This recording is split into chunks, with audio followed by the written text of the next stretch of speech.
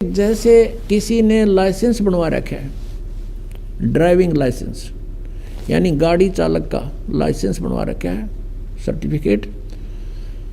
तो वो गाड़ी चलाता है, यदि उससे दुर्घटना हो जाती है तो वो 90% बरी है कि भी ये ट्रेंड आदमी है, ये अनजान नहीं था, इत्फाक से दुर्घटना होगी, किसी दूसरे की भी गलती से हो सकती है। तो इसलिए इसको निर्दोष साबित कर दिया जाता है। और जिसके पास लाइसेंस है नहीं, गाड़ी चला रहा है, उससे दुर्घटना हो जाती है तो सीधा अंदर जेल में होता है वो, उसका कोई विकल्प नहीं।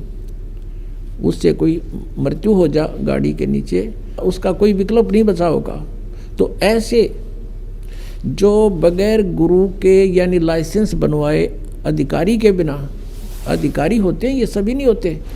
अब जैसे राजा परीक्षित को सर्प ने डसना था और बताया गया उसको कि किसी को गुरु बना और उससे श्रीमद् भागवत की कथा सुन। अब वहाँ पर उसके लेखक भी बैठे थे, व्यास जी, उसने भी गुरु बनने से इनकार कर दिया और पाठ कथा करने से भी इनकार कर दिया, क्योंकि वो अधिकारी नहीं थे और अधिकारी और 7वें दिन परिणाम आना था उसका।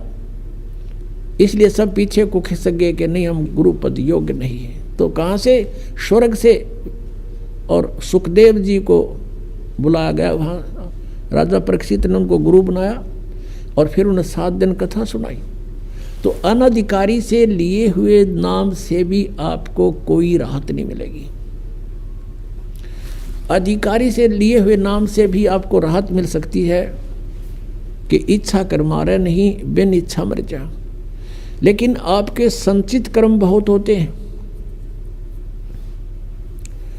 अब इन भगवानों की साधना से, चाहे आपने गुरु बनाकर भी कर रखे हैं, तो भी आपके पाप डिपॉजिट अलग से होंगे ही होंगे। यहाँ का विधान है, जैसे कर्म करेगा वैसे फल मिलेंगे। केवल एक परमात्मा है, परम अक्षर ब्रह्म, उसकी भक्ति करने से और उसके अधिकारी संत से लाइसेंस बनवाने से यानी उपदेश ग्रहण करने से, दीक्षा लेने से आपके पाप नाश हो सकते हैं, और से नहीं। तो यहाँ प्रसंग है कि कहते हैं, जब ही सतनाम हृदय धरो भयो पाप को नाश। और जैसे चिंगारी अग्नि की भाई पड़े पुराने घास, करोड़ों टन सूखा घास फूस पड़ा हो और उसमें एक माचिस की सीख जला के लगा दे, सारे का नाश करके राख बना देती है।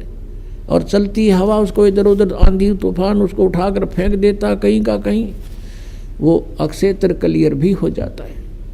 ऐसे ही परमात्मा कहते हैं, जैसे सूरज के आगे बदरा ऐसे कर्म छयारे, और प्रेम की पवन करे चित मंजन दल के तेज नयारे।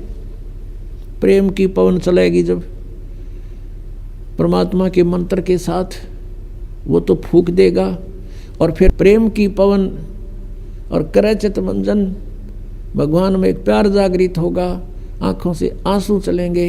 कहते फिर वो हवा फेंक देगी, उस सारी राख को भी कहीं की कहीं पटक देगी। अब ये क्लियर हुआ कि जो भगवान परमेश्वर कबीर जी की साधना करते हैं, उनके संचित कर्म भी और उनके प्रारब्ध के कर्म भी नाश होते हैं। लेकिन भगवान ब्रह्मा विष्णु शिव और ब्रह्म और सरपुरुष यानी ब्रह्म और परब्रह्म, अक्षर पुरुष तक, सरपुरुष और अक्षर पुरुष, इनकी भक्ति से ना तो प्रारब्ध में कोई परिवर्तन हो सकता और न ही आपके संचित कर्म का नाश हो सकता।